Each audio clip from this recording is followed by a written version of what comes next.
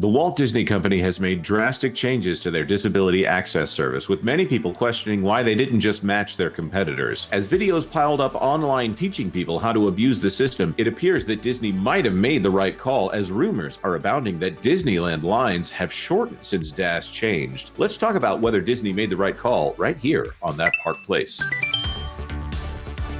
Hello, I am Jonas J. Campbell, an investigative reporter for That Park Place.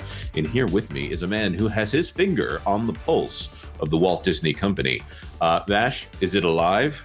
Oh, it's barely holding on, Jonas. Barely holding on, I will say. The reputation has been just terrible lately. But it looks like this one move has been very controversial, might I add. This one weird might have actually worked out to save Lightning Lane. It might have worked out. MiceChat actually might have the goods on this, which is very interesting because obviously we've been keeping up with Walt Disney World. Well, the debut of this new and revised DAS system just recently hit Disneyland. Remember, they were on a delayed rollout, and it appears to have a substantial effect, at least with this resort. We're still waiting on Walt Disney World. Now, if anybody would actually visit Walt Disney World, maybe we'd have some more data, but sorry, that's a little joke there. This one comes from MiceChat staff. Disneyland update rumors, Daz Aster, Mansion Surprises, and Bash Dash. Now, this is part of their kind of weekly update that they do every single Monday, and it's kind of embedded in the middle there, but it says right here, Daz Aster. Many guests have used Disney's DAS, or Disability Access Service, at the Disneyland Resort over the years. Up until June 18th, the service allowed guests with different kinds of disabilities, such as those with mobility needs and neurodivergent disabilities, to enter an attraction through the Genie Plus/Lightning Lane area after waiting approximately the same time at the current standby wait times instead of entering the standby queue. So it's basically going over everything that we know about this system right here. It actually says that due to the implementation of paid Lightning Lane and an increase of TikTok influencers telling folks how to avoid paying Genie Plus by signing up for DAS, even if someone wasn't really disabled, abuse of the system has skyrocketed in recent years. Jonas, did you find that in your research doing this story before? That there were actually videos showing people how to abuse DAS? Absolutely, yes. That's been an open secret for a very long time. In fact, Disney World's systems, GAC, which of course is unfortunately a copyright of Nickelodeon Corporation there.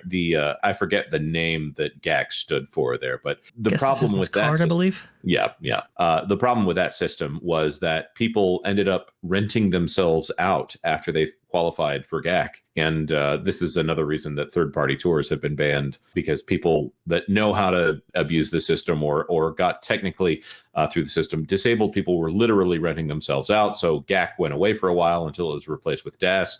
I know people who were personally affected by this. I'll say this, a child who loved Disney could not go to Disney because they got rid of disability access for a short period of time. So I'm not trying to dramatize this or talk about some 20-year-old who doesn't want to stand out in the Florida heat and is complaining about it or anything like that. I'm talking about a little kid was not able to go to Disney World. And I can tell you more stories that will cause you to agree with me here on this. So Disney tried to fix this, and they went with a more casual system. Unfortunately, because of the way that they handled this, you had to tell your case to a guest relations person, and they couldn't ask you too many questions. So I don't want to say you were guaranteed to get it, but videos like the ones that were coming out online that told people how to get it, Disney had no defense against that. And then as Genie Plus proliferated the parks, DAS became basically an equivalent to Genie Plus and essential. So the Lightning Lane lines went out into the park and ruined the standby queue. And as Lightning Lane prices went up, Genie Plus prices, because you have to buy Genie Plus in order to have access to Lightning Lane. Again, I'm sorry to get into the weird nomenclature of Disney, because it's their fault that they've ruined this whole thing, and you have to have a glossary of terms.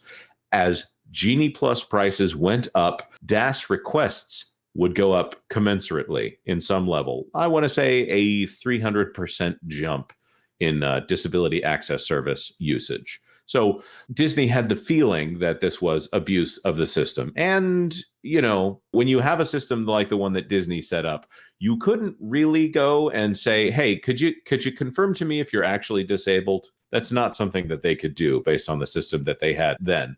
And then we were hearing rumors that they were going to replace it with the Universal system or the SeaWorld system, where you confirm with a third party. And instead, Disney has set up these 45-minute or so interviews where you have to agree that you're not going to sue them, by the way, if you get denied, where they will go through and they will ask you a bunch of questions, some of them a little bit more probing than they probably should be, and they will let you know whether or not you qualify for DAS. And it sounds like, based on most of what we're hearing, most people do not qualify for DAS unless you are a neurodivergent child.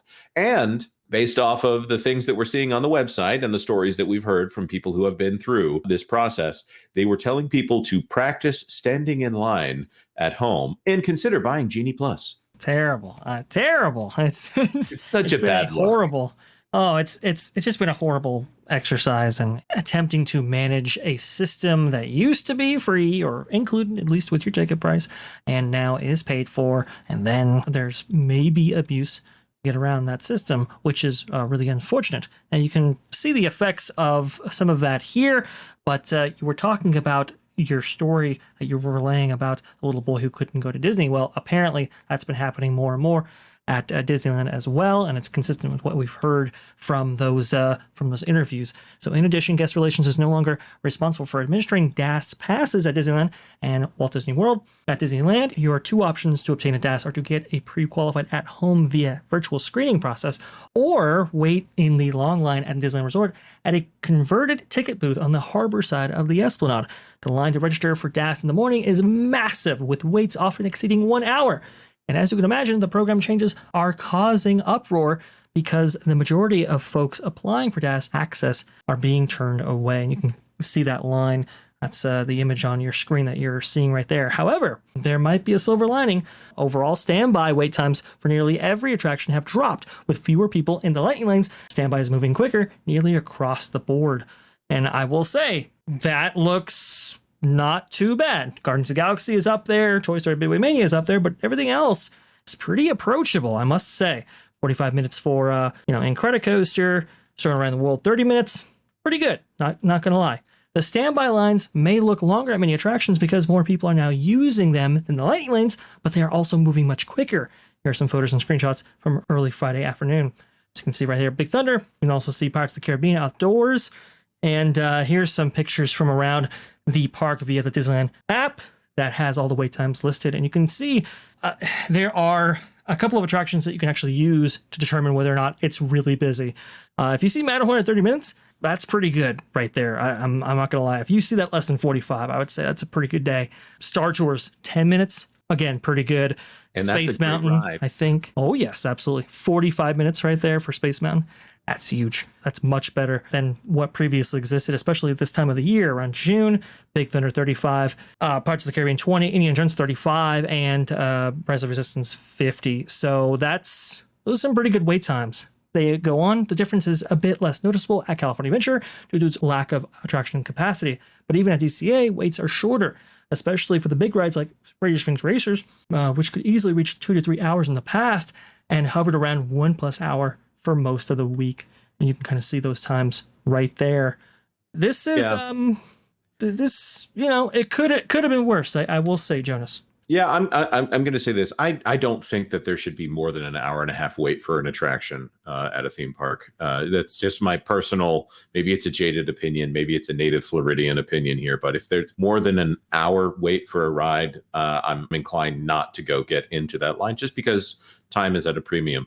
Soarin', the first time that I tried to ride Soarin', it was at an hour and 80-minute wait. That's a hard no for me. And an hour and 20, I'm still, you got to really like the people that you're with in order to want to do an hour and 20-minute wait. And probably none of them need to be kids.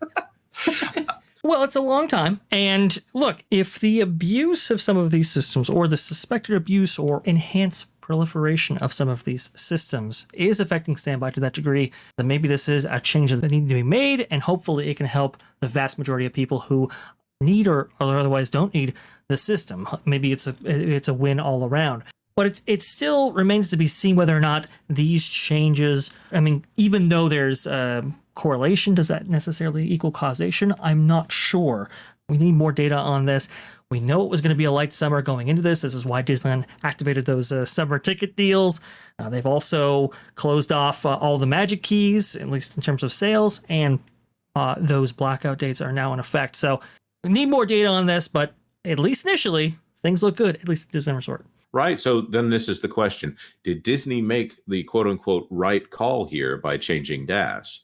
But also, it seems like they might have done this in the most offensive way to guests possible. I know that personally, if I had someone that for a long time felt like they needed DAS in order to participate at the parks with the rest of their family, then being turned away by a cast member, that is something that's going to stay with them for a while. And the question is it bad show, or is this a necessary step? I don't think that I have the answer to that for everybody, so I'm going to leave that to our commenters. Do you think that this is a good solution? Do you think that this is the hard step that had to be taken? Vash, do you have any comments there? Well, I was just going to say that according to the micechat article, they're saying that according to the cast members that they have talked to, they were suspecting that at least 80% of the DAS recipients were abusers. Now, that's an interesting claim because I've not really seen that percentage before. So whatever they're getting their data from, whether it's just asking cast members or something, it seems like in the Disneyland Resort,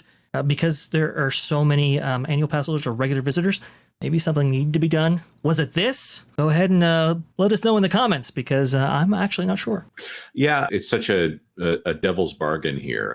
Make all of the people who legitimately need DAS angry in order to kick out all the people that were abusing DAS, and then also bring up the experience for all of the rest of the guests. Because we already knew that Lightning Lane was essentially destroying these parks. And the question then becomes, was Lightning Lane destroying the parks because of DAS and the abuse of DAS, or was Lightning Lane destroying the parks because they were artificially inflating the wait times in order to push up Genie Plus? Man, this is actually a time when I'm willing to say that this is complicated for the Walt Disney Company. So looking forward to the comment section on this one. I think it's going to be a little bit heated.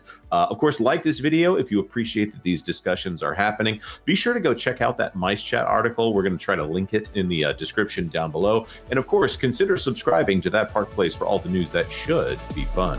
Thanks for watching That Park Plays News. For more information, consider checking out www.thatparkplace.com. And don't forget to subscribe, share, like, and send this out on your favorite social media account.